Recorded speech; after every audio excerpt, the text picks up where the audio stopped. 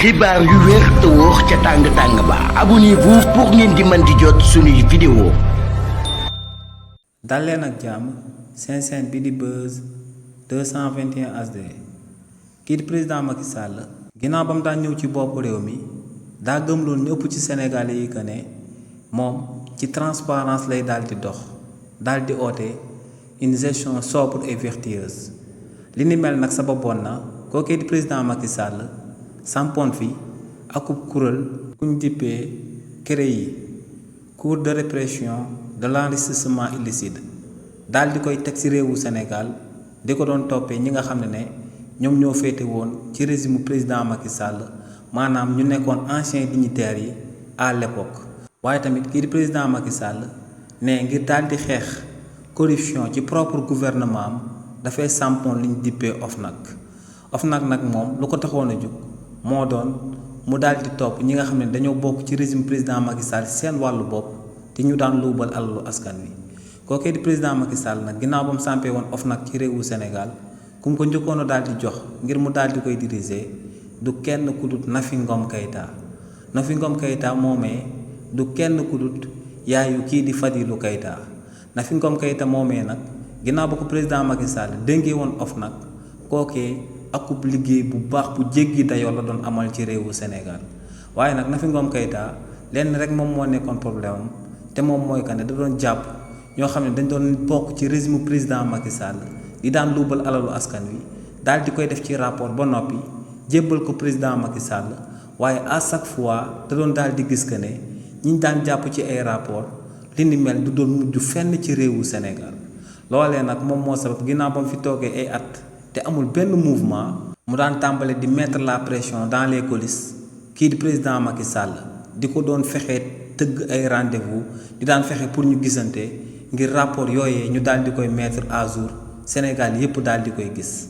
ginnaaw nag boobu Nafi Ngom Keïta tàmbalee di amal pression yooyee si la ko président Macky Sall limogé woon daal di jël ki ñu dippee Seynabou Ndiaye Diakhaté daal di ko koy remplacer waaye nag kii di Nafi Ngom Keïta ginnaaw bu président Macky Sall tekkee woon nombal tànkam ci li yàggul dara ci réewu Sénégal si lañ déggee woon scandalu Petro-Tim bi di scandale bi nga xam ne moom moo jaaroon ci diggante Aliou Sall Franck Timis ak président Macky Sall ci wàllu boppam coow loolee nag sababoon na kii di président Macky Sall meroon bu futt ndax coow loolee ginnaaw ba mu daan am di daan fës ci réewu Sénégal daa fekkoon mu dem Màkka daal di tukki waaye nag kookee di président Macky Sall ginnaaw ba mu ñëwee ci réewu Sénégal daa daal di défendre rakkam bii di Aliou Sall ba noppi daal di samp akub laaj jëmale ko ci kan moo war a daal di génnee rapport boobee ñu bëri nag dañoo njortoon que ne kii di président Macky Sall moom daa gisoon que ne Nafi Ngom Keïta moom moo génnee rapport boobee te li ni mel tamit moom moo sabab ñu bëri daal di njort que ne président Macky Sall singili woon doomam bii di Fadilou Keïta mi nga xam ne moom moo nekkoon directeuru campagne kookee di Ousmane Sonko li ni mel moom moo sababoon kii di président Macky Sall la fexe woon bañ daal di teg loxo kii di Fadilou Keïta ci kaso bi daal di koy tëj lu tolloog 11 mois maanaam benn mois moom moo desoon kookee di Fadilou Keïta ginnaaw bu président Macky Sall nekkee woon ci bopp réew mi mu daal di am at ci biir kaso bi waaye tamit kii di président Macky Sall ginnaaw ba mu jëlee kii di Nafi Ngom Keïta ca bopp OFNAC daal di fay teg kii di Seynabou Ndiaye Diakhaté tamit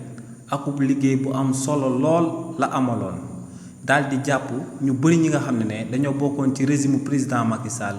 jëlaat rapport yooyee daal di koy jébbal président Macky Sall waaye tamit ba tey si li ni mel kii di Seynabou Ndiaye Diakhaté lu Nafi Ngom Keïta amoon sentiment li ni mel la dem ba di ko tàmbali di ressentir ndax da doon jàpp ñu bëri ñu bokkoon ci régime président Macky Sall waaye mbir yooyee du mujjee fenn kii di président Macky Sall nag ginnaaw ba mu ñëwee ba ci cappaandalu nguuram gi ci réewu Sénégal daal di fi def ay victimes sondage yëpp daal di ko won que ne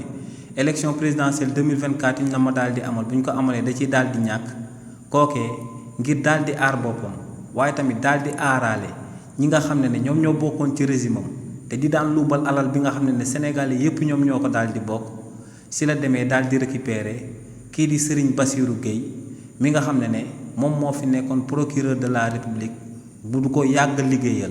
ndax kookee di Serigne Bassirou Gueye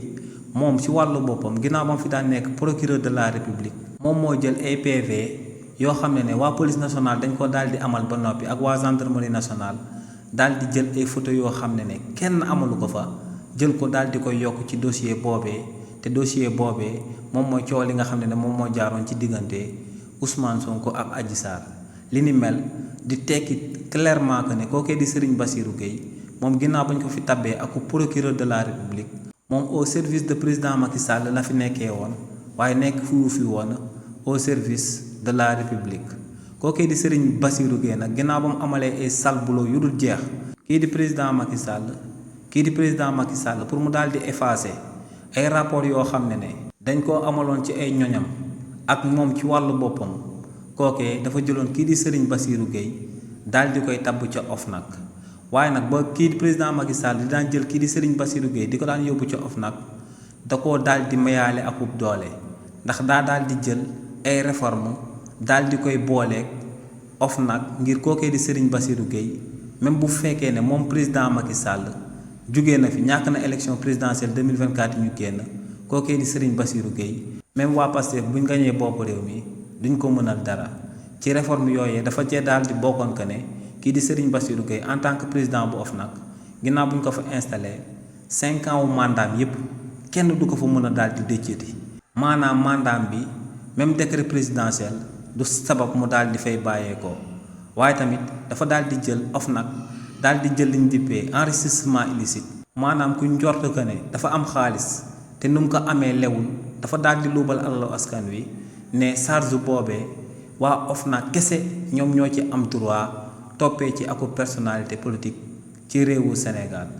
li ni mel nag moom moo sabab kii di Serigne Bassirou Gueye ginnaaw ba gaa yi toogee ci bopp réew mi kenn mënulu ko woon dara waaye tamit loolee moom moo sababoon ñu mel ni que ay Mansour Faye ñu mel ni que ay Cheikh Omar Anne ak ñu mel ni que ay Amadou ba tey